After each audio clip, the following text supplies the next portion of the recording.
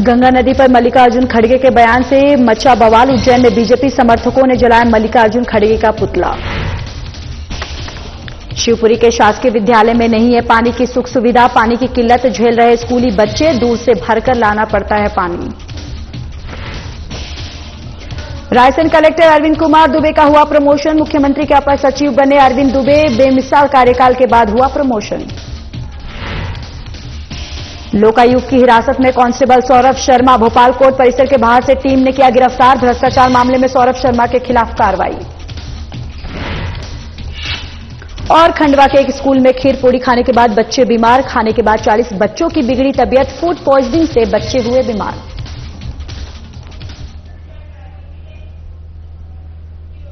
नमस्कार, बहुत स्वागत है आप सभी का हमारे इस खास बुलेटिन में। मैं हूं आपके साथ ज्योति यादव। चलिए बुलेटिन की शुरुआत करते हैं।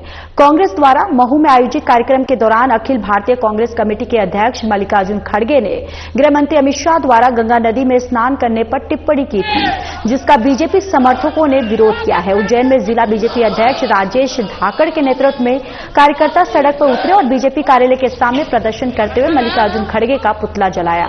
इस दौरान बड़ी संख्या में बीजेपी कार्यकर्ता मौजूद रहे। तो देखिए यहां पर मल्लिकार्जुन का जो पुतला है, यहां पुतला जो जलाया जा रहा है, जिसके बाद आपको बताते चले कि ये विरोध प्रदर्शन जो है यहां पर जाहिर किया जा रहा है। और ये तस्वीरें देखिए, ये तस्वीरें आपके टेलीविजन स्क्रीन पे हम दिखा रहे हैं, जहां पे मल्लिकार्जुन खड़गे का पुतला जो है यहां पर बीजेपी कार्यकर्ताओं ने पुतला फूंका है और जिसके बाद विरोध प्रदर्शन जो है बीजेपी कार्यकर्ताओं के द्वारा यहां पर किया जा रहा है। ये तस्वीरें भी आप तक साझा कर रहे हैं।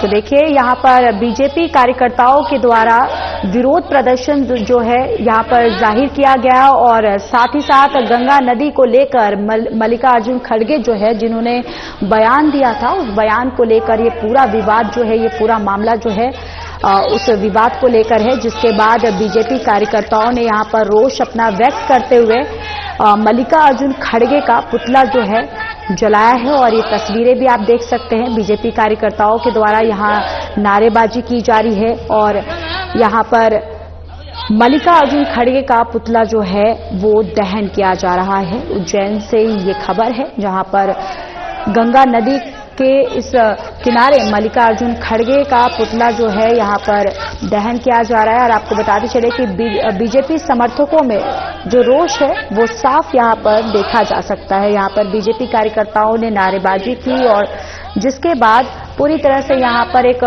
प्रदर्शन किया और साथ ही साथ अपना रोष जो है बीजेपी कार्यकर्ताओं में साफ देखा गया।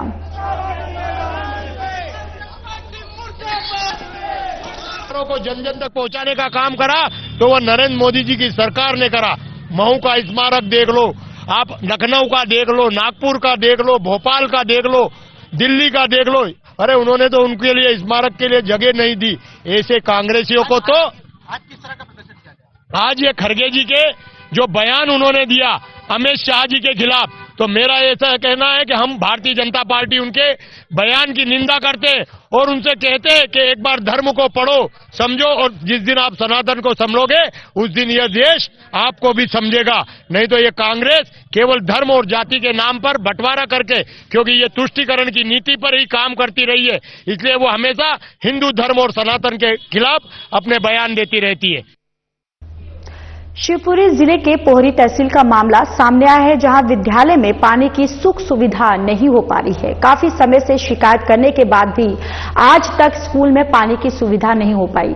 इसकी शिकायत कई बार अधिकारियों से करने के बाद भी पानी की सुविधा नहीं हो पा रही है। तो देखिए पूरा मामला जो है शिवपुरी का है, जहां पर विद्यालय में पानी की सुख सुविधा जो है वो यहां पर मौजूद नहीं है और पानी की किल्लत जो है वो बच्चों को यहां पर झेलना पड़ रहा है। बच्चे जो है वो दूर जाकर, दूर दराज से पानी भरकर लेकर आते हैं और जिसकी वजह से जो छात्र छात्राएं हैं, जो बच्चे हैं, उनको काफी परेशानियों का सामना करना पड़ रहा है।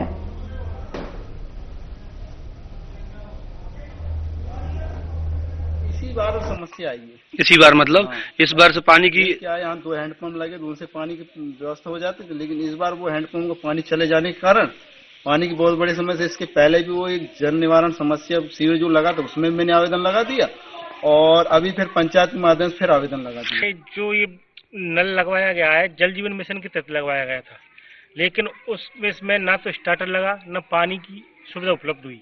अभी तक मैंने जल जीवन मिशन के जिले में भी आवेदन दिए, लेकिन कोई कार्रवाई नहीं हुई। सर वो तो परेशानी हमको झेलना पड़ी है। कुएं से पानी भर के लाते हैं बच्चों के लिए। मैंने 2-3 बार आवेदन भी दिए कि इसको दोबारा चालू करवाया जाए, लेकिन हमें कोई समस्या नहीं है। बच्चों को इतनी समस्या है कि पानी पीने के लिए तो जब से लगाया है ना तब से वो चालू हुआ ही नहीं है। रायसेन कलेक्टर अरविंद कुमार दुबे का उनके प्रमोशन के बाद ट्रांसफर भी हो गया। अरविंद कुमार दुबे को मुख्यमंत्री के अपर सचिव बनाने के साथ ही प्रबंधक संचालक मध्य प्रदेश राज्य कृषि उद्योग विकास निगम का अतिरिक्त प्रभार भी दिया गया। अरविंद कुमार दुबे अपने शानदार कार्यकाल के लिए जाने जाएंगे। लगभग 3.5 साल के बेमिसाल कार्यकाल के बाद प्रमोशन के बाद मुख्यमंत्री के अपर सचिव की बागडोर जो है वो संभालेंगे।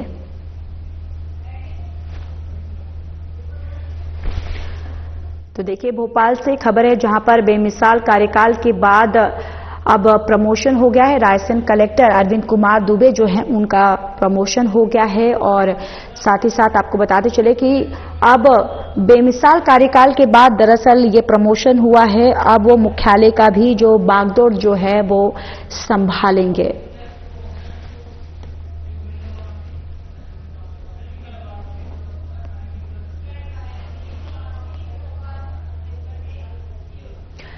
भोपाल में आरटीओ के पूर्व कांस्टेबल सौरभ शर्मा को लोकायुक्त की टीम ने भोपाल कोर्ट परिसर के बाहर से हिरासत में ले लिया है। इसकी पुष्टि लोकायुक्त डीजी जयदेव प्रसाद ने की है, और लोकायुक्त पुलिस ने 19 दिसंबर को आरटीओ के पूर्व आरक्षक सौरभ शर्मा के घर और दफ्तर पर छापामार कार्रवाई की थी। आज कोर्ट में हाजिर होने के आदेश दिए थे। वहीं भोपाल कोर्ट परिसर के बाहर से लोकायुक्त टीम ने कांस्टेबल सौरभ शर्मा को गिरफ्तार कर लिया है, और मिली जानकारी के अनुसार आपको बताते चले कि भ्रष्टाचार के मामले में कांस्टेबल सौरभ शर्मा के खिलाफ कार्रवाई जो है वो की जा रही है। तो देखिए ये भ्रष्टाचार मामले में सौरभ शर्मा जो है उनके खिलाफ कार्रवाई की गई। लोकायुक्त में हिरासत में लिया गया है। दरअसल ये पूरा मामला जो है ये भ्रष्टाचार का है, जहां पर सौरभ शर्मा के घर पर छापेमारी की गई, जिसके बाद उनको भ्रष्टाचार में लिप्त पाया गया, जिसके बाद उनकी गिरफ्तारी जो है वो की गई है। और देखिए अब उनके खिलाफ कार्रवाई जो है वो भी की जा रही है। लोकायुक्त की हिरासत में कांस्टेबल सौरभ शर्मा जो है अब वो है, और उनके ऊपर भ्रष्टाचार का आरोप लगा है, और अब इस पूरे मामले पर लोकायुक्त की टीम जो है उनके द्वारा कार्रवाई जो है अब वो की जाएगी।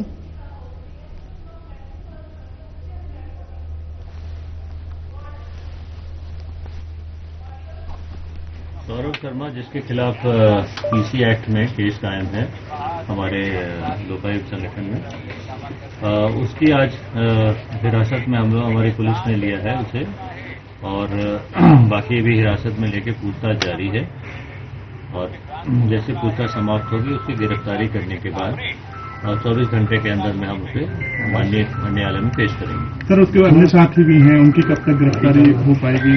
जल्दी ही गिरफ्तारी कर लेंगे हम। आगे पेश करेंगे भोपाल से गिरफ्तार किया। सर पेश आज करेंगे कल एमडीएस। देखिए वही बताया मैंने, अभी हिरासत में है, अभी पूछताछ चल रही है। उसकी गिरफ्तारी डालने के बाद 24 घंटे के अंदर में पेश करेंगे। कहाँ था इससे पूछताछ में पता चलेगा। अभी बहुत ही प्रीमेच्योर होगा अभी बताना कि कहाँ था जी, लेकिन आज हमें कल से हमारी पुलिस उसमें सक्रिय थी। जब से ये सूचना मिली थी कि इसकी संभावना यहाँ भोपाल में हो सकती है, भोपाल के ही एक लोकेशन से उसे पकड़ा गया। ईसागढ़ पुलिस ने एक अनूठी पहल करते हुए पिछले 1 साल में गुम हुए 30 मोबाइल फोन और उनके मालिकों को लौटाया। थाना प्रभारी मीना रघुवंशी के नेतृत्व में पुलिस टीम ने साइबर सेल की मदद से इन मोबाइल फोन को बरामद किया। थाना प्रभारी मीना रघुवंशी ने बताया कि बरामद किए गए मोबाइल फोन थाना क्षेत्र के शहरी और ग्रामीण इलाकों के निवासियों के थे। पुलिस ने साइबर सेल की तकनीकी मदद से क्रमिक रूप से इन मोबाइल फोन को ट्रैक कर बरामद किया। उन्होंने ये भी बताया कि इससे पहले अगस्त महीने में भी इसी तरह की कार्रवाई कर गुम हुए मोबाइल फोन लोगों को वापस लौटाए गए थे। 26 जनवरी को थाने में आयोजित एक विशेष कार्यक्रम में पुलिस ने सभी मोबाइल फोन उनके मालिकों को सौंपे। अपने खोए हुए मोबाइल फोन को वापस पाकर लोगों के चेहरों पर खुशी की लहर दौड़ गई। ये पहल पुलिस और आम जनता के बीच विश्वास बढ़ाने में सहायक है।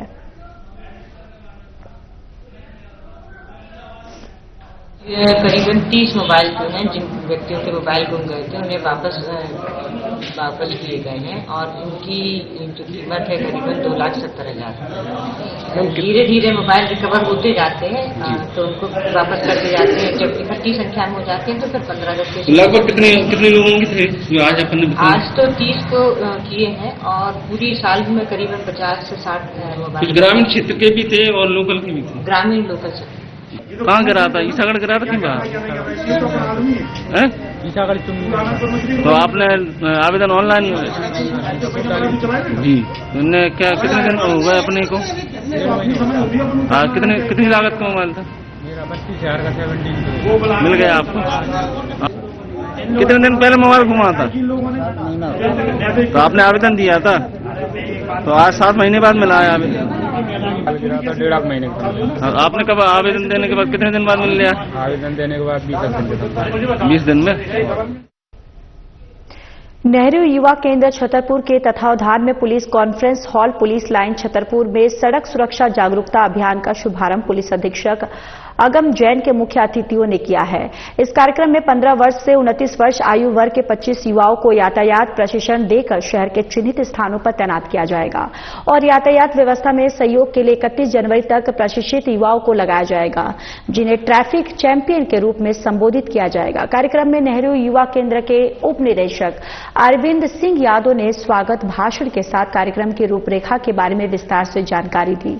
इसके बाद पुलिस अधीक्षक अगम जैन ने युवाओं को मार्गदर्शन प्रदान करते हुए कहा कि समस्त नागरिकों को यातायात का पालन करना जरूरी है।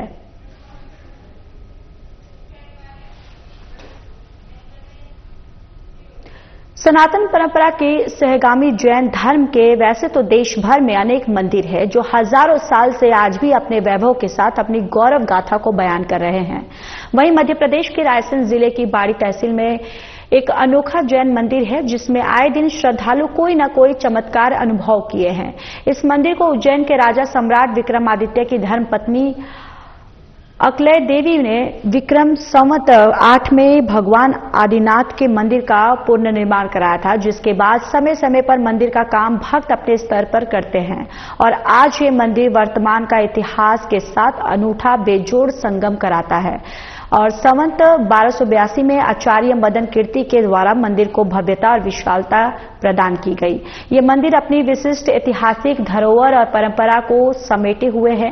यहाँ एक और 52 शक्तिपीठ में शामिल हिंगलाज माता, जिनकी पीठ पाकिस्तान के बलूचिस्तान में स्थित है, उनकी उपपीठ यहाँ है, जो जैन धर्म का भी इतिहास इस क्षेत्र को समृद्ध बनाता है। और यहाँ पर जैन मंदिर में स्थापित भगवान आदिनाथ की 2500 साल पुरानी मूर्ति है। यहाँ पर अक्सर भक्तों ने रात में ढोलक, झांझ सहित अनेक वाद्य यंत्रों की ध्वनि के साथ संकीर्तन का अनुभव किया। ये भूमि जैन धर्म के लिहाज से भी पुण्य भूमि है, जहाँ पर अनेक जैन संतों ने तप कर इस क्षेत्र को अतिशय क्षेत्रों का दर्जा प्रदान किया। यहाँ पे जो है 2002 से लगातार वार्षिक मेला का आयोजन भगवान आदिनाथ स्वामी के निर्माण महोत्सव को संपन्न किया जाता रहा, जो कि 26 जनवरी से लेकर 28 जनवरी तक संपादित होना है। ये महाराज जी का कुछ आशीर्वाद भी आप लोगों के पास, स्नेह भी है विद्यासागर महाराज जी का। विद्यासागर महाराज जी के अनुसार भी शायद कुछ ऐसे नए आयोजन भी आप कराते हैं। ये मेला या कार्यक्रम का आशीर्वाद आचार्य श्री द्वारा प्राप्त हुए, उसके प्रेरणा स्रोत विनय भैया बंडा वाले हैं। उनके प्रेरणा से लगातार 23 वर्षों से ये मेला आयोजित किया जा रहा है। कहाँ कहाँ से लोग आते हैं? यहाँ पे भारतवर्ष पूरे क्षेत्रों से, सब जगह से लोग यहाँ आते हैं। क्या किस तरह की आपकी तैयारी होती है? जो भक्त आते हैं उनके लिए किस तरह की विशेष वो रहता है? वहाँ यहाँ पे पहले दिन पूजन विधान का कार्यक्रम होता है, शाम को संगीतमय आरती संपन्न होती है। मुझे 50-52 साल हो गए। 50-52 साल? जी, जितनी मेरी उम्र है उस समय से दर्शन करता आ रहा हूँ मैं। तो आपने काफी लंबे समय से दर्शन किए, तो कहीं न कहीं बिन मांगे आपकी सारी मुरादें पूरी? नहीं, बिल्कुल बिल्कुल बिन मांगे पूरी मुरादें पूरी होती हैं। आके काफी सुकून मिलता है। दर्शन अभिषेक करता हूँ, बहुत सुकून मिलता है। समाज की महत्वपूर्ण जिम्मेदारी क्षेत्र को बचाने की, संरक्षित करने की, लेकिन प्रशासन की कभी कोई मुहिम आई आगे यहाँ पे? नहीं, प्रशासन से भी थोड़ी कभी मदद मिलती रहती है। विधायक के माध्यम से, सांसद के माध्यम से कुछ ना कुछ सहयोग मिलता रहता है। समाज का विशेष सहयोग रहता है विशेष में करते रहिए। कौन सी कालीन मूर्ति कहेंगे अभी हम? ये कुंडलपुर से पुरानी मूर्ति बताई गई है। कुंडलपुर के जो बड़े बाबा हैं उससे पुरानी मूर्ति, कम 2500 साल से पुरानी मूर्ति है। ये काफी प्राचीन मूर्ति है। हमारे बुजुर्ग लोग वो बताते हैं ये विक्रम सदी टाइम की है और ये बहुत ही अतिशय मूर्ति है। इस मंदिर में हम जब अभिषेक पूजन करने आते हैं, जब इनका अभिषेक कर लेते हैं, हमें बहुत मन में शांति मिलती है। कितने वर्षों से आ रहा है आप? मैं करीब 50-52 साल का उम्र है मेरी, और मैं जब से इस मंदिर से मेरा बहुत लगाव है। बचपन से ही आ रहा हूँ मैं, और मैं आता हूँ और जो भी मेरे मन में कोई भाव आते हैं कि बड़े बाबा मेरी ये कामना पूरी हो, तो अधिकतर ही मेरी वो कामना पूरी। विद्यासागर महाराज जी का आगमन कितने बार हुआ है? यहाँ विद्यासागर महाराज जी तीन बार आए हैं जी, 3 बार उनका आगमन हुआ है। विद्यासागर महाराज के द्वारा भी कई चमत्कार हुए मंदिर में। हाँ, आचार्य श्री ने जब ये मूर्ति हमारी बड़े गढ़वाले में थी, तब समाज ने बहुत कोशिश की उन्हें उठाने की कि हम मंदिर में दूसरी वेदी में शिफ्ट कर दें, लेकिन वो नहीं उठवा रही थी। लेकिन आचार्य श्री ने जैसे ही प्रतिमा जी में हाथ लगाया, वैसे ही सारे आराम से हमारी मूर्ति उठ के यहाँ पे आ गई। हम बचपने से आ रही हूँ। हम गांव पे आते थे पिताजी और हम, तो पिताजी कहते थे इधर से जाओ तो बड़े बाबा के इधर ले चलो, उधर से आते थे बड़े बाबा के दर्शन करके हम सुल्तानपुर चले जाते थे। हमारे मतलब पिताजी का भूमि है, जन्म भूमि है। रानीपुरा में जमीन भी अपनी अभी भी। कितना प्राचीन स्थान है ये? कम से कम 2100 कम से कम होगा। तो हमारे पिताजी का ये था कि ना, जहाँ मतलब कोई काम में भी जाते थे बड़े बाबा का नाम लेकर घर से निकलते थे, वो पूरा काम होता था उनका, कोई सा भी हो, सारी मनोकामना। हाँ पूरी। हाँ, और हम भी आज आते हैं। अभी मैं आया था सुल्तानपुर से, नहीं पहले बड़े बाबा के दर्शन करने चलूं। बहुत से चमत्कार हैं, लेकिन एक नवीनतम समाचार ये है, आज से 1 महीने पूर्व एक व्यक्ति जब दर्शन करने यहाँ आया दोपहर के बाद, तो उसको यहाँ पे ढोल मंजीरों की आवाज सुनाई दी। उसने देखा तो कुछ नहीं था, मतलब वो देव आत्माएं जो है अपना भक्ति भजन कीर्तन कर रही थी। ये आपने देखा। अच्छा, ये बताइए, ये साइड में जो दीवार है, लगभग ये कितनी प्राचीन दीवार जो अभी हमने देखा? दीवार बहुत प्राचीन, ये लगभग 1200 वर्ष पुरानी है, बाहर वाली दीवार है। और ये मंदिर जो है स्वयं 1200 वर्ष पुराना है, और इससे पीछे जो मंदिर था वो 2500 वर्ष से अधिक पुराना था, उसको यहाँ शिफ्ट करा। ये नया मंदिर है जो है, ये भी 1200 वर्ष पुराना है। कहाँ से लोग आते हैं यहाँ?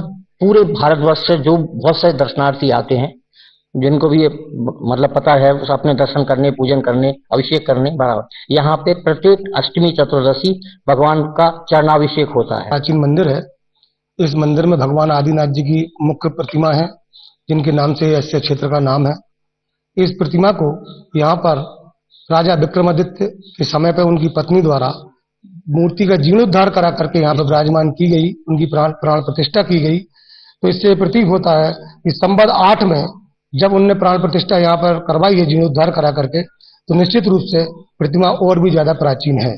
यह किस तरह के चमत्कार देखने को मिलते, काफी भक्तों के आवागमन होता है, तो चमत्कारों की भी कई बार यहाँ बात आई है, जब काफी चमत्कार हुए भगवान के चरणों में। किस तरह के चमत्कार जो आपने देखे? जी भाई साहब, हमने अपने बुजुर्गों से सुना और कुछ अनुभव किया कि यहाँ पर गढ़वाले हैं भाई साहब 2।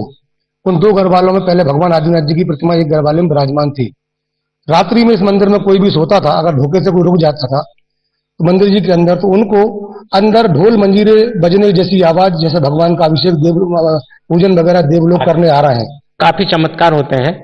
जैसे अभी करंट में एक मिस्त्री ने इधर काम किया था आंगन में, उसको भी एक हार्ट में दर्द था। जैसे ही वो मिस्त्री इधर काम चालू करा, उसके हार्ट का दर्द कम हो गया, उसको बहुत फायदा लगा। ऐसे कई चमत्कार होते हैं। कई लोग बाहर के आते हैं, उनको कई चीजें इधर देखने को मिलती हैं और फायदा भी मिलता है। आज क्या जिम्मेदारी बनती है आपकी अच्छा क्षेत्र को बचाने के लिए, क्योंकि काफी प्राचीन है, लेकिन धीरे धीरे नया निर्माण भी हो रहा है, आगे किस तरह की तैयारी इस क्षेत्र को बचाने की? इसमें हम गुरुओं का आशीर्वाद लेके वो चल रहे हैं, जैसा उनसे आशीर्वाद मिलता है हम उसको बचाने की कोशिश कर रहे हैं। कभी आपसे कुछ ऐसा मांगा है जहाँ पूरा हुआ? बिल्कुल मिलता है, कोई दिक्कत नहीं। बगैर मांगे मुराद पूरी होती है। दर्शन ही काफी है इधर, तो दर्शन करके आदमी जाता है और खूब मुरा। चलिए अब खबरों में आगे बढ़ते हैं, बात कर लेते हैं खंडवा की, जहां गणतंत्र दिवस पर स्कूल के खीर पूरी और हलवा खाने के बाद 40 से ज्यादा बच्चे बीमार पड़ गए। उन्हें उल्टी और दस्त की शिकायतें होने लगी, जिसके बाद बच्चों को सामुदायिक स्वास्थ्य केंद्र ले जाया गया, जहां इलाज के दौरान डॉक्टर ने बताया कि बच्चों को फूड पॉइजनिंग हुई है। हालांकि यह जांच का विषय है, बाकी किसी भी बच्चे की हालत क्रिटिकल नहीं है। इलाज के बाद उन्हें डिस्चार्ज भी कर दिया गया। तो देखिए खंडवा से खबर है, जहां स्कूल में खीर पूरी खाने के बाद जो बच्चे हैं वो बीमार हो गए और गणतंत्र दिवस के दिन दरअसल बच्चे जो हैं वो खीर पूरी खाए और उसके बाद बीमार पड़ गए और फिर बच्चों को अस्पताल लेकर जाया गया, जिसके बाद डॉक्टर जो है वो चेक करने के बाद उन्होंने बोला कि बच्चों को फूड पॉइजनिंग हुई है। लेकिन फिलहाल अभी जो बच्चे हैं वो सुरक्षित है, क्योंकि कोई भी जो बच्चे हैं जिनको क्रिटिकल प्रॉब्लम जो है अभी नहीं हुई है।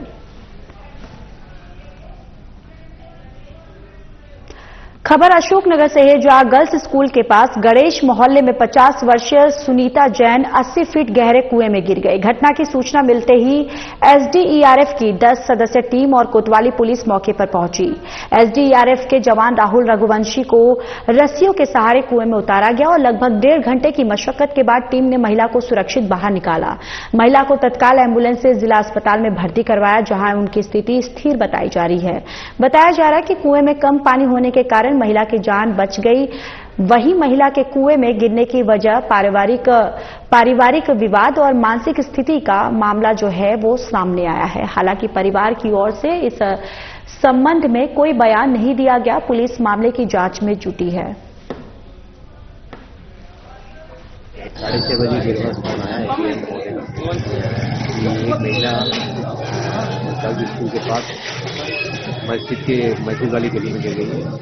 मैं तुरंत वहाँ से 15 मिनट के अंदर स्कूल पर पहुँच गई। जैसे स्कूल पर वहाँ करने के बाद 3 घंटे के अंदर, क्योंकि महिला बाहरी थी, कुआं गहरा हुआ था और नीचे थोड़ा पानी भी था, पानी के अलावा उसमें थोड़ा सांस लेने में दिक्कत आ रही थी, तो हमारी टीम ने उसको बहुत मेहनत से और सुरक्षित तरीके से 2.5 घंटे के अंदर निकाला। 9:30 कुआं की गहराई कितनी थी? ये 45 फीट के आसपास। 75 समथिंग है, 70 फुट बताई जा रही है। हाँ सर, महिला के कुआं गिरने का कोई कारण पता चला? ये पारिवारिक कारण से हुआ है, पारिवारिक थोड़ा सा हुआ इस कारण से। अब महिला की स्थिति क्या है? महिला की स्थिति क्या है निकालने के बाद में? आपने महिला सुरक्षित है, उसको हॉस्पिटल पहुंचा दिया गया है। पालिका द्वारा गणतंत्र दिवस की शाम को महात्मा गांधी मार्ग पर एक शाम शहीदों के नाम कार्यक्रम का आयोजन किया गया। इस भावपूर्ण कार्यक्रम में इंदौर से आए कलाकारों ने देशभक्ति गीतों से वातावरण को देश प्रेम से सराबोर कर दिया। पिंटू कसेरा की टीम के कलाकार अविनाश कोचले, अनुश्री और शैलेंद्र कामले ने अपनी प्रस्तुतियों से श्रोताओं को मंत्रमुग्ध कर दिया। विशेष रूप से संदेशे आते हैं गीत ने श्रोताओं को भावुक कर दिया, जबकि ये देश है वीर जवानों का जनप्रतिनिधियों समेत सभी लोग थिरकने लगे। कार्यक्रम का समापन ए मालिक तेरे बंदे हैं हम गीत से हुआ। कार्यक्रम में बीजेपी के कई वरिष्ठ नेता मौजूद रहे।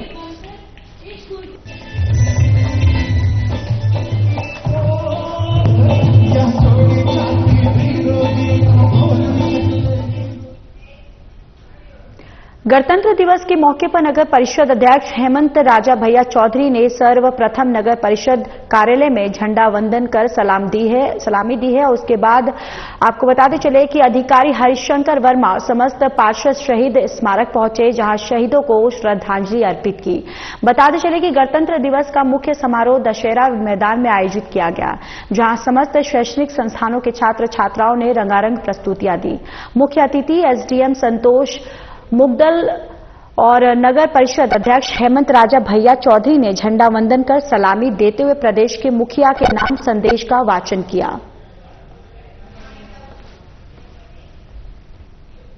फिलहाल इस बुलेटिन में इतना ही। बाकी देश और दुनिया की तमाम बड़ी खबरों के लिए जुड़े रहिए हमारे साथ। नमस्कार।